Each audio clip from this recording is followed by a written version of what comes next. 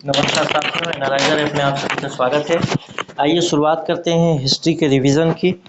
आप अपना कमेंट, अपना उत्तर कमेंट में लिखते जाइएगा। पहले भी बता चुका हूँ, उसी तरीके से सेम आज का जो टॉपिक है वो है सिंधु घाटी सभ्यता, और इसका ये भाग 1 है, यानी पार्ट 1। इसके बाद पार्ट 2 भी आएगा। तो सिंधु घाटी सभ्यता से संबंधित प्रश्न को हम रिवाइज करेंगे। आपको मालूम है कि जो हिस्ट्री है, इंडियन हिस्ट्री, वो सोमवार से शनिवार सुबह 10 बजे आपको यूट्यूब पर मिलेगा। तो आप अपीयर मतलब वो रहें, जागरूक रहें, शुरुआत से ही देखें, क्योंकि बाद में बर्डन बढ़ जाएगा। तो शुरू से ही देखते जाएं। जिन्होंने पिछला 3 वीडियो नहीं देखा है हिस्ट्री का, 3 वीडियो जरूर देखें। आइए शुरुआत करते हैं पहले प्रश्न का। आपको उत्तर लिखते जाइए। कैसे उत्तर लिखना है? जैसे 1 के लिए आपको लगता है बी है तो बी लिखिएगा, 1 के लिए सी है तो सी लिखिएगा। मेरे उत्तर देने से पहले आप उत्तर अपना कमेंट कर दीजिएगा। चलिए देखते हैं पहला प्रश्न। सिंधु घाटी की सभ्यता और गैर आर्य थी क्योंकि। और एक चीज़ और बता दूं कि आप अपना उत्तर लिखते हैं तो ईमानदारी से लिखिएगा, डिलीट विलीट मत करिएगा।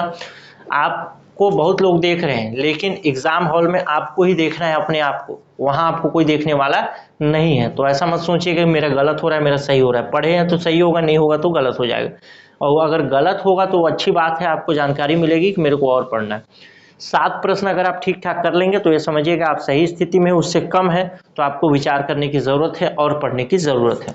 आइए देखते हैं। सिंधु घाटी की सभ्यता गैर आर्य थी क्योंकि पहला ऑप्शन है वह नगरीय सभ्यता थी, ऑप्शन बी उसकी अपनी लिपि थी, ऑप्शन सी उसकी खेतीहर अर्थव्यवस्था थी, ऑप्शन डी उसका विस्तार नर्मदा घाटी तक था। सही आंसर क्या हो जाएगा? ऑप्शन ए वह नगरीय सभ्यता थी, जबकि गैर आर्य, इसीलिए इसको गैर आर्य सभ्यता के नाम से जाना जाता है। क्वेश्चन नंबर 2 देखते हैं। सिंधु घाटी सभ्यता को आर्यों से पूर्व रखे जाने का महत्वपूर्ण कारण क्या है? यानी क्यों मानते हैं कि सिंधु घाटी की सभ्यता जो है वो आर्यों के सभ्यता से पहले की सभ्यता थी?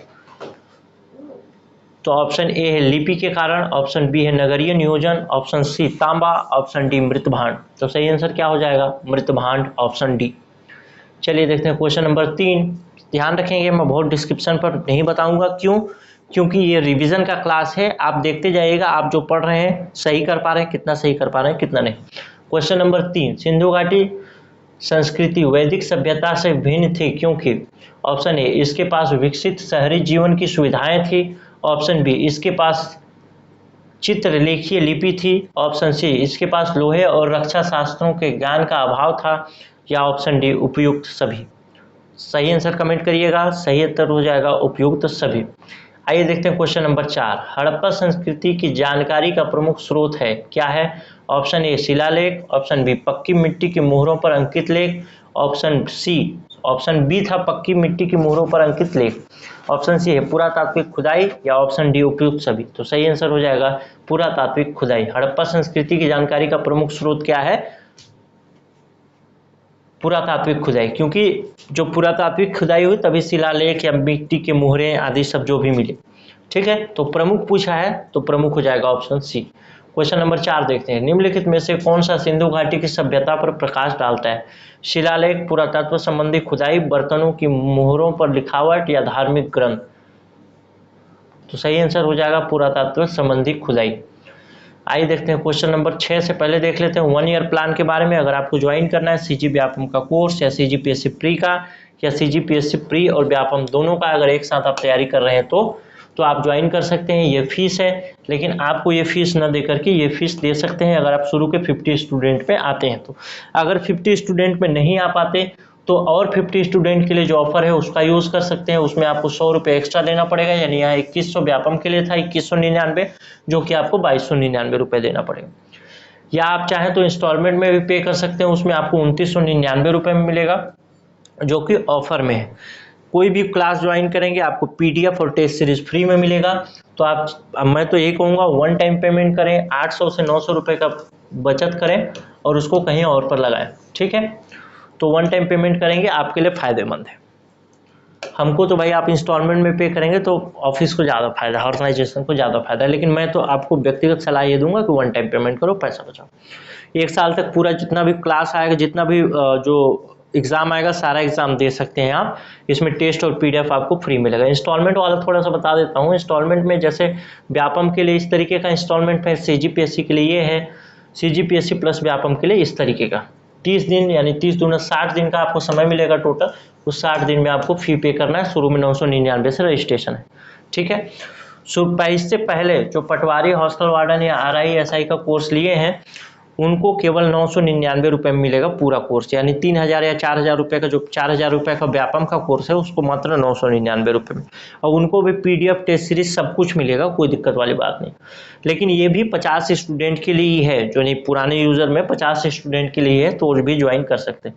ज्वाइन करना है तो इस नंबर पर व्हाट्सअप करिएगा और लिखिएगा। अगर व्यापम का ज्वाइन करना है तो व्यापम, PSC प्री का करना है तो PSC प्री प्लस व्यापम का करना है तो प्री प्लस व्यापम। चलिए आगे चलते हैं क्वेश्चन नंबर 6 पर। हड़प्पा सभ्यता की उत्पत्ति के संदर्भ में निम्नलिखित में से कौन सा जोड़ा सही नहीं है? ऑप्शन ए है M फरिक मुगल। हड़प्पा सभ्यता ने मेसोपोटामिया सभ्यता से प्रेरणा ली, एक कथन कहा गया है लोगों के द्वारा। तो कौन सा कथन किसके द्वारा नहीं नहीं कहा गया है, ये बताना है कौन सा गलत है। ऑप्शन बी है EJH मैके, इसने कहा है कि सुमेर के लोगों का पलायन। ऑप्शन सी है मार्टिमर व्हीलर, इन्होंने कहा है कि पश्चिमी एशिया से सभ्यता के विचार का प्रवासन। ऑप्शन डी है अलमंदना घोष, इन्होंने कहा है हड़प्पा सभ्यता का उद्भव पूर्व हड़प्पा सभ्यता की परिपक्वता के परिणाम स्वरूप हुआ। तो सही आंसर आपको पता नहीं है, मेरे को भी मैं बता देता हूँ। Option A M ferric Mughal, Mughal सभ्यता ने मेसोपोटामिया सभ्यता से प्रेरणा ली, यही कथन गलत है। क्वेश्चन नंबर 7 देखते हैं। भारत में चांदी की उपलब्धता के प्राचीनतम साक्ष्य मिलते हैं हड़प्पा संस्कृति में, पश्चिमी भारत की ताम्रपाषाण संस्कृति में, वैदिक संहिताओं में, या चांदी के आहत सिक्कों में। तो सही आंसर क्या हो जाएगा? हड़प्पा संस्कृति में ही चांदी के उपलब्धता के जो प्रमाण है वो मिले हैं। आइए देखते हैं क्वेश्चन नंबर 8। हड़प्पा में मिट्टी के बर्तनों पर सामान्यतः किस रंग का उपयोग होता है? सही उत्तर आप बता देंगे, सही उत्तर पक्का। चलिए कमेंट करिए सभी लोग।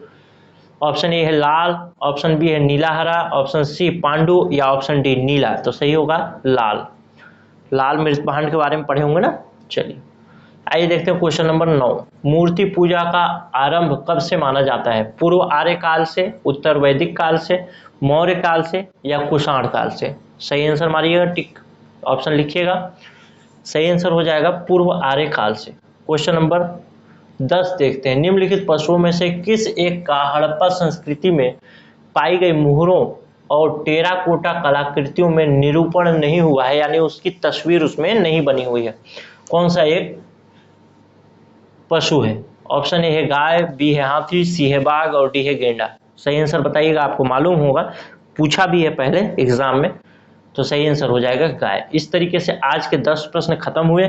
अब कल हम मिलेंगे हिस्ट्री के इसी टाइम में, यानी 10 बजे, और फिर से 10 प्रश्न करेंगे और सिंधु घाटी से संबंधित प्रश्न होंगे। तो आप तैयार रहिएगा, अगर आप पढ़ रहे होंगे तो पढ़ भी लीजिएगा। चलिए नमस्कार, जय हिंद।